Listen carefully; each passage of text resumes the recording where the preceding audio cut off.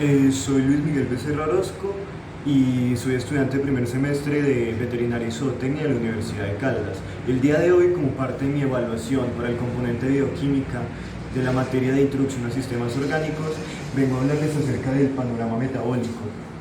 Eh, para empezar, debo decir que un panorama metabólico es un esquema que nos da la facilidad de entender las principales vías metabólicas de nuestro cuerpo, de las macromoléculas más importantes, las cuales son los carbohidratos, las proteínas y los lípidos. Y entonces empezaremos por carbohidratos. Entonces, como dije anteriormente, vamos a empezar por los carbohidratos. Y el carbohidrato más sencillo, es decir, el monosacárido llamado glucosa, es el cual asimilamos normalmente en nuestra dieta. Antes de empezar, pues cabe aclarar el concepto de metabolismo, ¿no? Lo podemos definir como el conjunto de reacciones químicas que realiza nuestro organismo para mantener la homeostasis o el estado vital en equilibrio. Y bueno, entonces de las primeras rutas que vamos a hablar va a ser de la glucólisis. Entonces, para empezar, como les dije, tenemos la glucosa.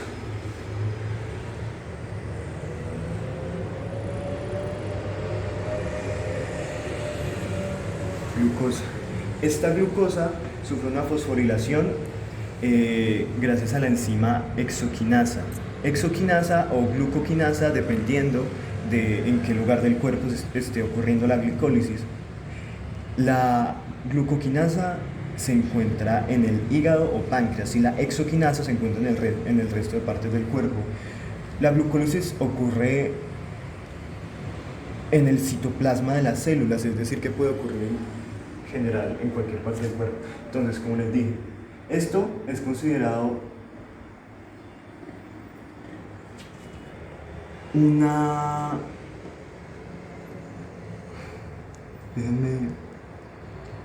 una reacción irreversible, es decir, que esta primera reacción de glucosa a glucosa 6-fosfato es uno de los pasos de esta ruta metabólica que me va a controlar, por así decirlo, la velocidad de la reacción.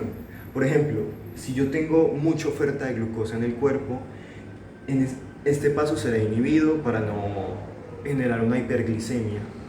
Es decir, se inhibe el efecto de la glucólisis para no degradar energía, porque ya tenemos una oferta muy grande de glucosa en nuestra sangre y pues no es necesaria más cantidad de sustrato. Pues teniendo esto en cuenta, cada vez que yo mencione un paso irreversible, es decir, que nos controla la velocidad de la vía metabólica. Bueno, entonces el siguiente paso es de glucosa 6-fosfato a fructosa 6-fosfato.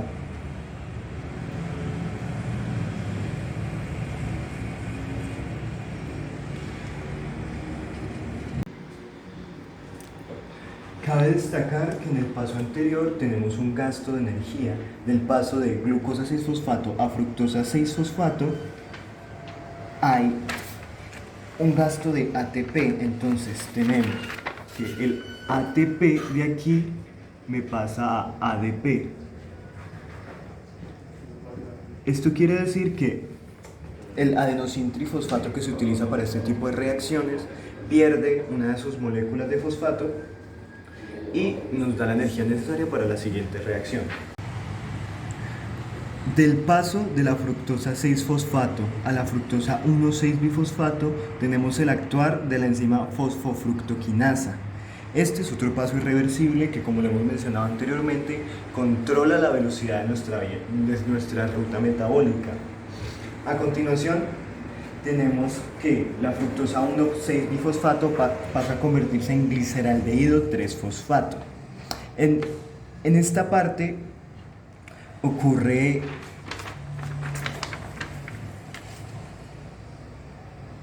ganancia energética porque pasamos de un NAD a un NADH. Esto de la ganancia energética se explicará al final de el ciclo de Krebs, porque tomaremos toda la energía de todos estos procesos que normalmente cuando se habla de metabolismo, pues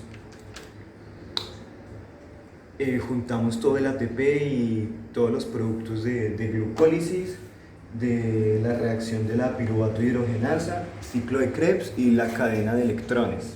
Entonces, es importante tener esto en cuenta, el ATP, el ADP, los NAT y los NADH, para a futuro saber cuál es la ganancia energética neta de nuestra reacción. Bueno, después de la gliceraldehído 3-fosfato pasamos a la 1,3-bifosfoglicerato. Luego de la bifosfoglicerato pasamos a la 3-fosfoglicerato. En este caso hay ganancia energética.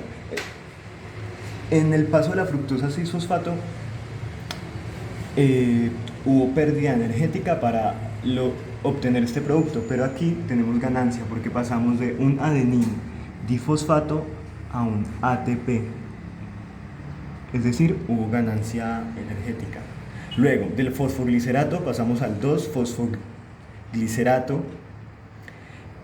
y del 2-fosfoglicerato pasamos al fosfoenolpiruvato. Entonces, desde el fosfoenolpiruvato pasamos al piruvato. Esto es una reacción irreversible y actúa la enzima piruvatoquinasa. Y ese sería el resultado de la glucólisis. Son dos moléculas de piruvato. Aquí en este panorama metabólico no se detalla bien, pero en un momento la glucólisis forma dos productos, y es específicamente en este paso. La fructosa 1,6-bifosfato nos da gliceraldehído 3-fosfato, pero además nos da dihidroxiacetona fosfato. Esta dihidroxiacetona fosfato vuelve al paso anterior, entonces se convierte en gliceraldehído 3-fosfato, 1,3-bifosfoglicerato, y pues así obtendríamos nuestras dos moléculas de piruvato y la ganancia total de esta glucólisis. De la siguiente ruta metabólica de la que vamos a hablar es de la gluconeogénesis.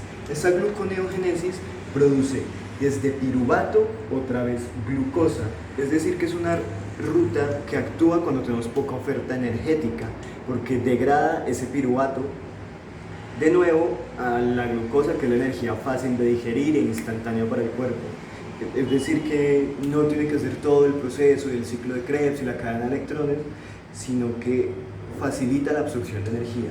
Y bueno, para esta ruta tenemos que de piruvato no pasamos a acetil-CoA, como veremos más adelante en la ruta normal de la energía, sino que como no podemos volver de piruvato a fosfoenolpiruvato porque es un paso irreversible, como funciona la gluconeogénesis es pasando del piruvato al oxo al acetato a través o gracias a una enzima llamada piruvato carboxilasa. Luego volvemos otra vez al ciclo del que estábamos hablando, pero esta vez en reversa. Y pasamos de oxo al acetato a fosfoenolpiruvato y hacemos toda la ruta de nuevo hasta llegar a glucosa y poder consumir energía rápidamente. Ya para terminar con la glucólisis, debemos decir que para que este proceso normal se dé de esta forma necesitamos un medio aeróbico, es decir, con una suficiente cantidad de oxígeno. En caso tal de que no tengamos esa disposición suficiente de oxígeno, pues en lugar de producir piruvato estaremos produciendo lactato. Esto a través de la acción de una enzima llamada lactato deshidrogenasa. ¿Cuándo o en qué tipo de situaciones ocurre este cambio? Por ejemplo, cuando estamos haciendo un ejercicio muy extenuante, entonces precisamente en los músculos se produce lactato deshidrogenasa como en forma de consumir adecuadamente las últimas reservas de energía que nos quedan.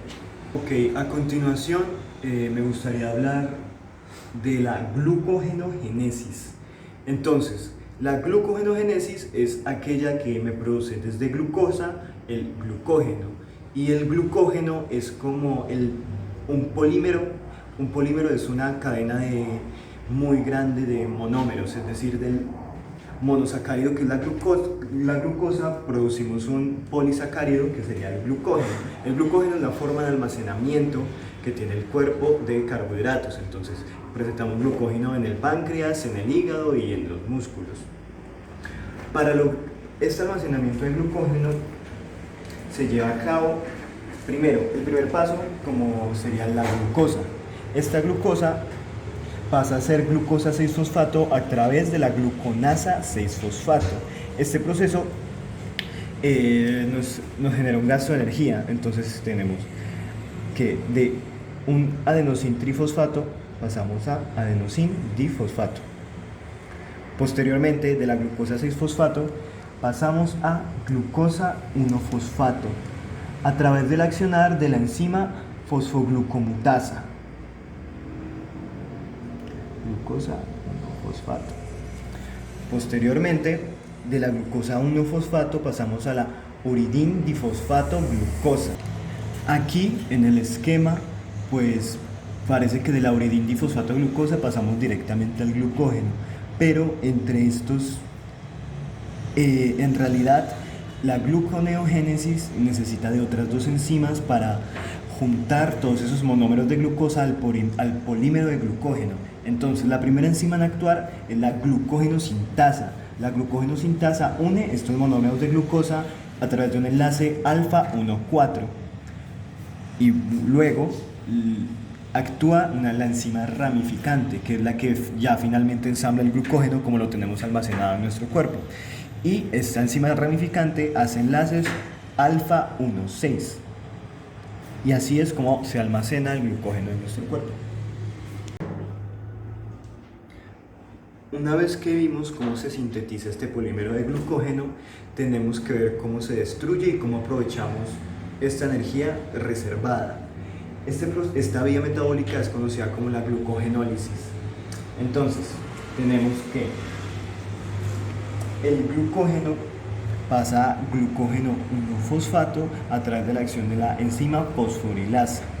Luego pasamos a glucosa 6-fosfato a través de la acción de la enzima fosfoglucomutasa. Lo que hace esta enzima es romper los enlaces que mencionamos anteriormente en la formación del glucógeno, y los rompe y nos vuelve a dar el producto inicial, que era la glucosa. Y eso básicamente es la glucogenólisis. Ya que hemos hablado del almacenamiento y la síntesis de glucosa en el cuerpo, debemos saber que en la naturaleza no solamente encontramos glucosa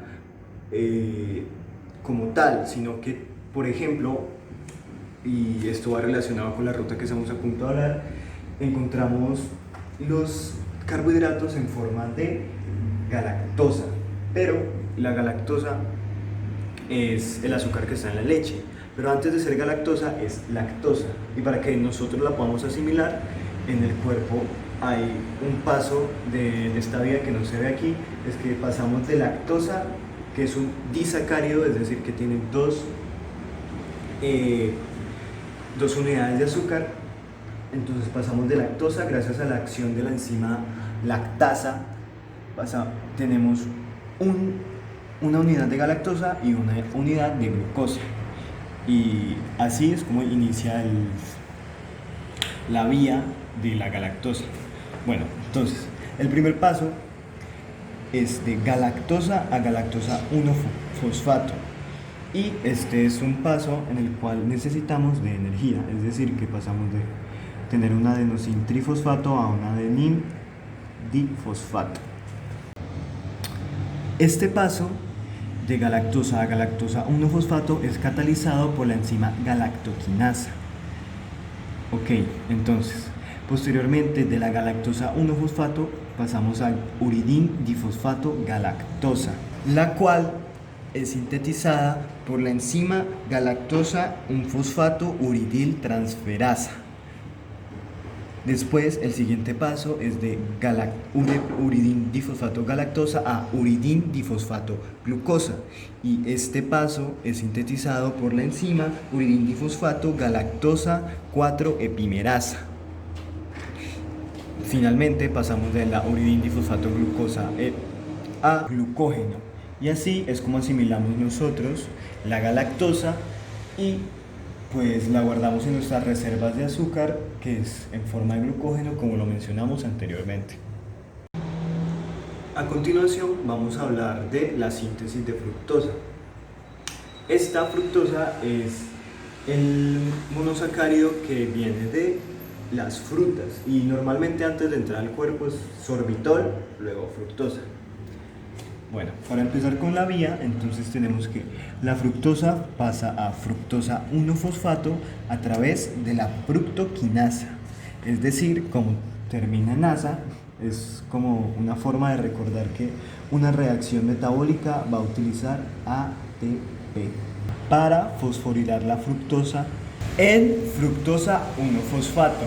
Posteriormente, en el siguiente paso, la fructosa 1-fosfato da como resultado la producción de una molécula de gliceraldehído y otra molécula de dihidroxicetona fosfato. Por su parte, el gliceraldehído nos va a formar parte del proceso de glucólisis, es decir, que esta fructosa nos va a pasar directamente a formar piruvato como si fuera una molécula de glucosa. Y por el otro lado, la dihidroxiacetona fosfato va a generar glicerol, que más adelante veremos qué función cumple el glicerol en la síntesis de triglicéridos. Bueno, a continuación voy a hablar acerca de la vía de las pentosas fosfato. Esta vía es muy importante porque nos produce ribosa, que posteriormente se transforma en desoxirribosa y ácidos nucleicos. Es decir, que sin esta ruta de las pentosas no tendríamos el ADN. Y además, como producto secundario de la ruta de las pentosas, producimos nicotidamina adenina dinucleótido fosfato, la cual posteriormente servirá como catalizador de la síntesis de ácidos grasos. Bueno, entonces, ¿cómo es el proceso de la ruta de las pentosas? Para empezar, tenemos que iniciar desde la glucosa 6-fosfato. Posteriormente, antes de seguir con la explicación, cabe aclarar que esta ruta de las pentosas tiene dos fases. La una es la fase oxidativa, en la cual produciremos la nicotidamina adenina dinucleótido fosfato, y para cuestiones de facilidad de la exposición la resumiremos como NADP.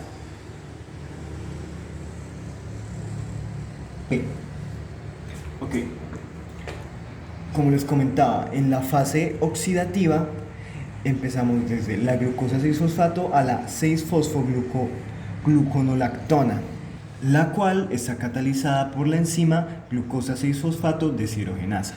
Posteriormente tenemos el paso de la fosfogluconolactona a la 6-fosfogluconato.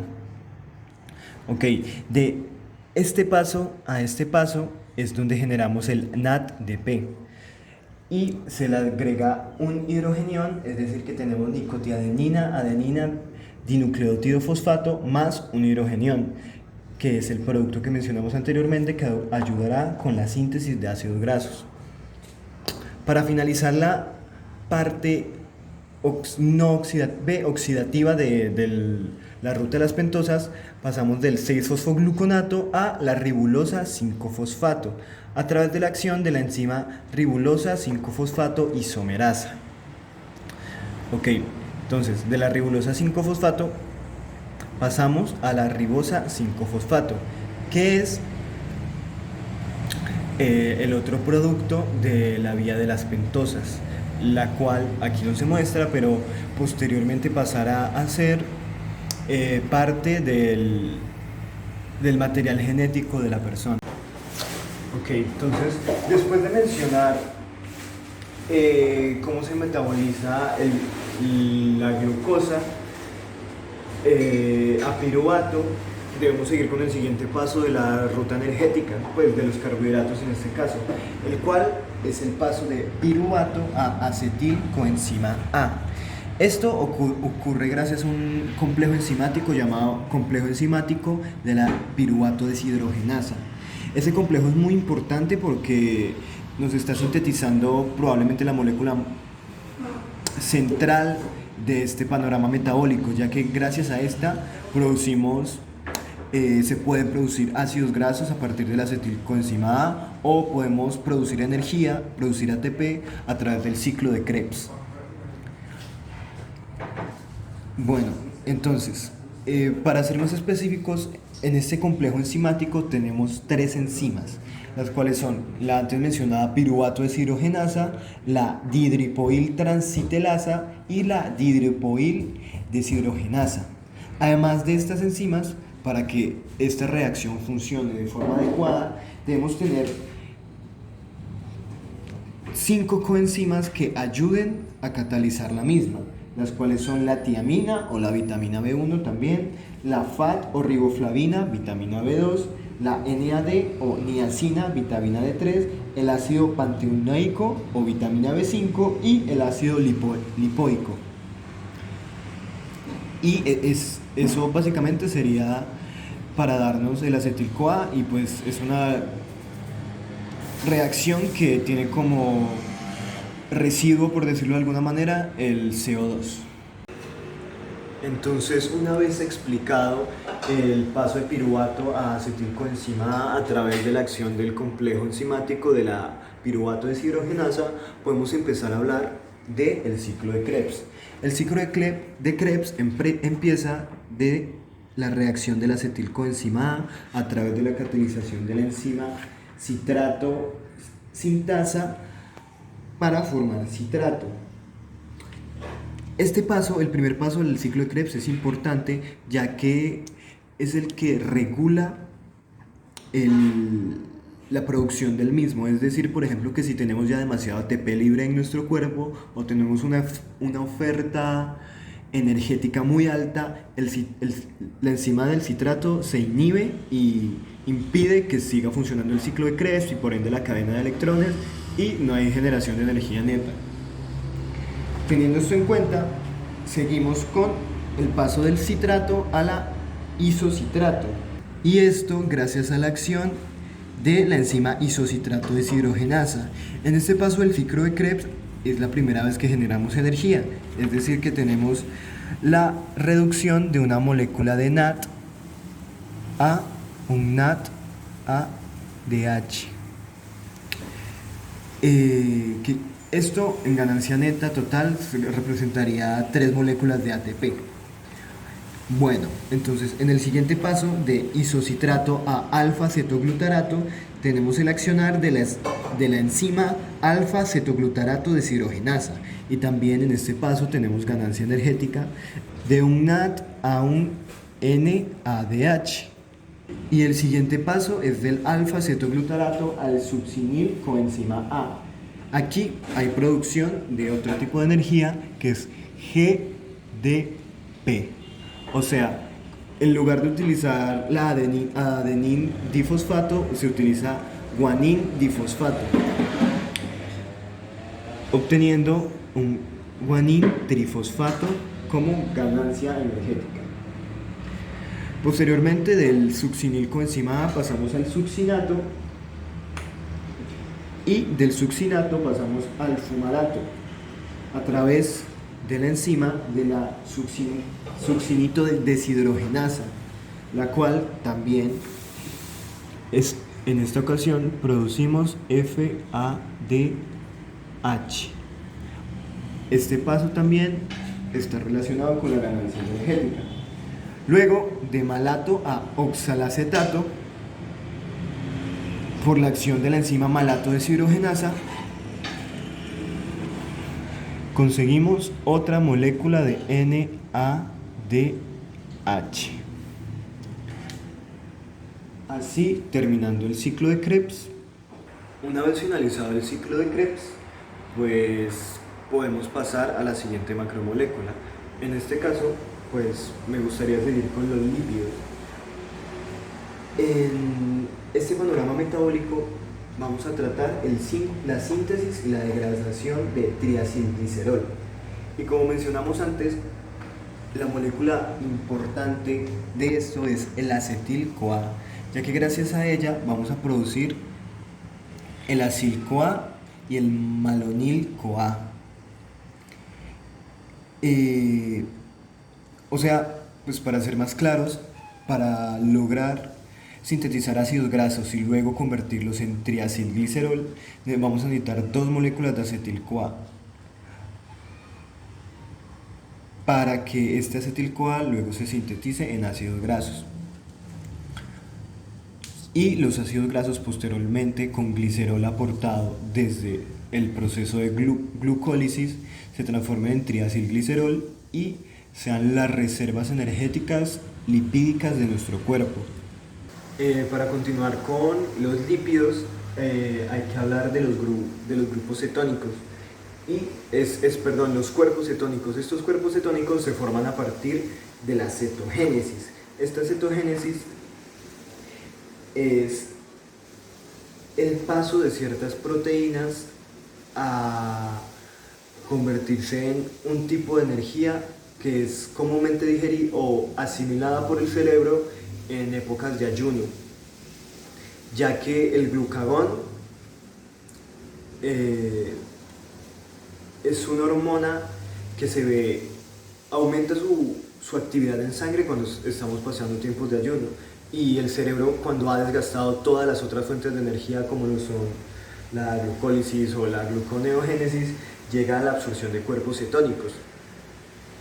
Y el más importante de estos cuerpos cetónicos es el glutamato, que posteriormente forma alfa-cetoglutarato, que hará toda la ruta que hemos visto anteriormente para producir energía que pueda ser asimilada por nuestro cerebro en tiempos de ayuno.